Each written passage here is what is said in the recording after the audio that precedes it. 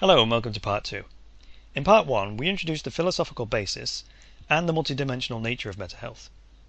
We explained how it enables a conscious shift from seeing illness as a mistake to an understanding of the biological, psychological, and the behavioral meaning behind every symptom.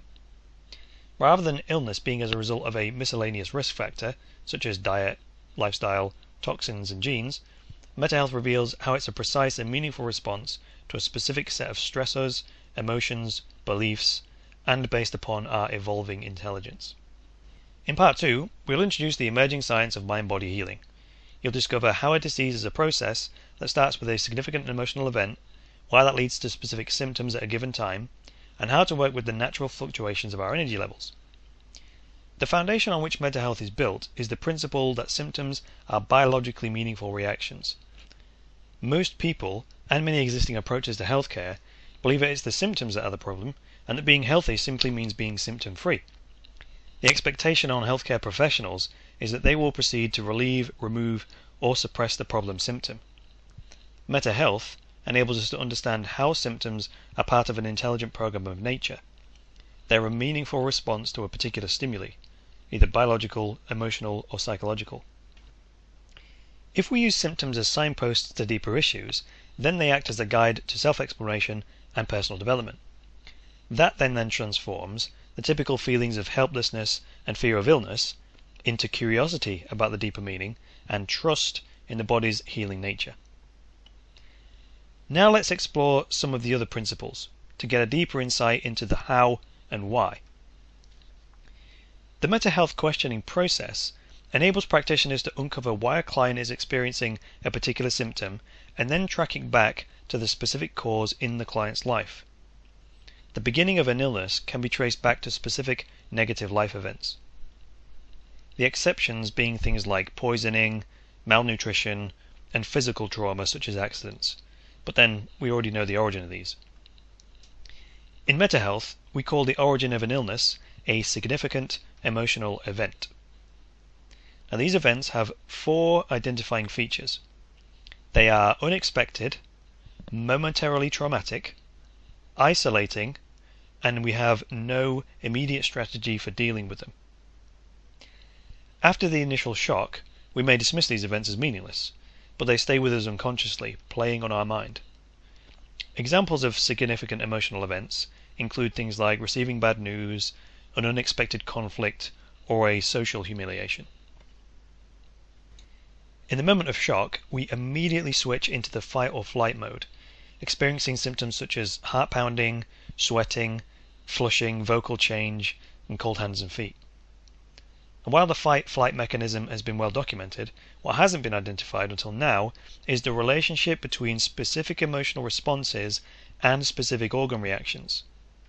We've simply accepted that the variety of symptoms we experience must be due to viruses, poor genes, lifestyle factors, biochemical imbalances, or just bad luck. Mental health provides us with a comprehensive guide to the connection between specific thoughts, feelings, behaviors, and the corresponding organs.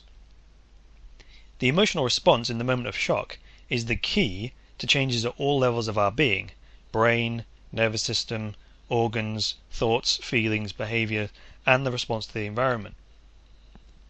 After the initial trigger event, we only need to experience the same thoughts and emotions, such as feeling powerlessness and unable to speak up, in response to a similar situation, such as hearing aggression in someone's voice, in order to re-trigger the same symptom pattern, such as laryngitis.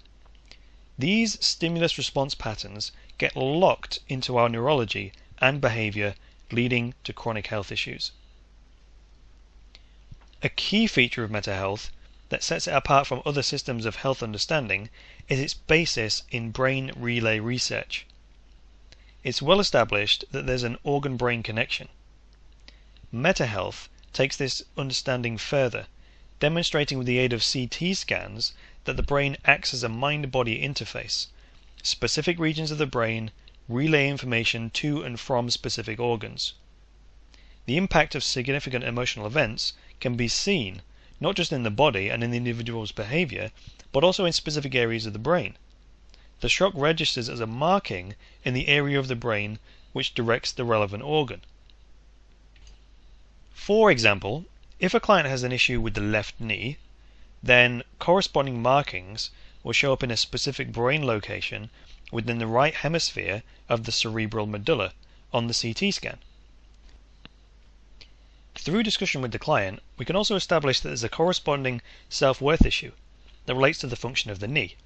For example, a feeling of inflexibility, incapability, or inferiority in relation to a specific circumstance in their life, such as career or partnership, in which they feel unable to move forwards, or put another way, they feel held back. MetaHealth thus provides practitioners with a solid, scientific, verifiable and tested understanding of the organ-brain-psyche connection. This knowledge guides practitioners to uncover precise information relating to the origin and the process of a client's health issue, and how it affects them on all levels. Here is the brain CT scan of IMA Advisory Board member and MetaHealth Senior Master Trainer Robert Wagmery from 2006. There are discernible markings in the brainstem which have been circled. And here is the MetaHealth map of the brainstem. You can see that the marked area of the brain directs the nephrons, the urine-secreting tubules in the kidneys. Now, Robert experienced a serious recurring illness of the nephrons called nephrotic syndrome for 16 years, and these markings in the brain show the organ-brain correlation. The numerous rings in the brain shows that a number of organs were involved. The brain relay markings can be seen as the brain's record of our significant health issues. Not only is the beginning of an illness biologically meaningful and measurable at every level, the subsequent dis-ease process is equally intelligent and predictable. Essentially, we experience two energetic phases, sympathetic and parasympathetic. We've evolved to experience phase 1, sympathetic stress, during the day, while at night we drop into phase 2, parasympathetic regeneration. After a significant emotional shock, the two phases are amplified.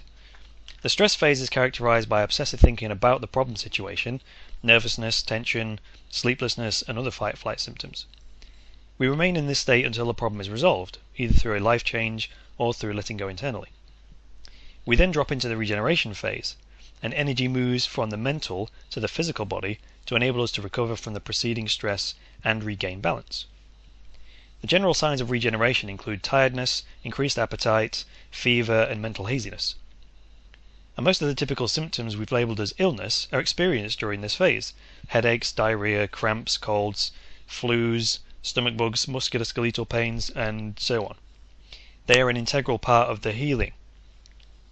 Using the model of the two phases, along with an understanding of the 9 points within it, MetaHealth coaches are able to do accurate, root cause health analysis with clients.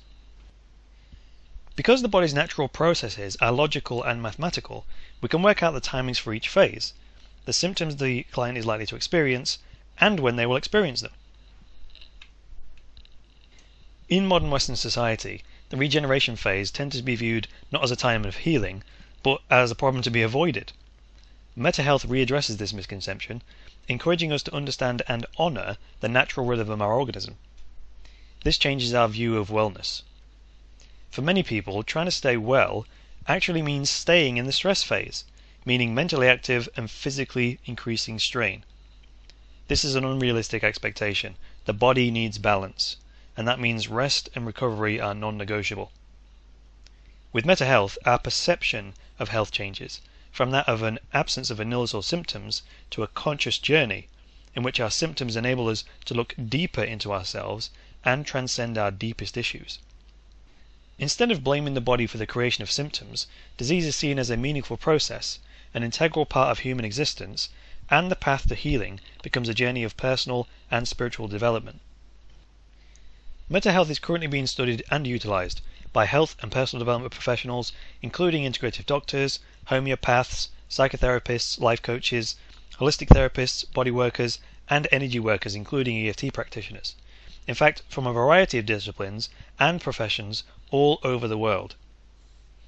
Now in part 3, we'll introduce the methodology, processes, and practical tools we teach our MetaHealth coaches for uncovering the root cause and the meaning of clients' health issues, exploring the underlying beliefs and emotional barriers to result in a framework for self-healing. See you then.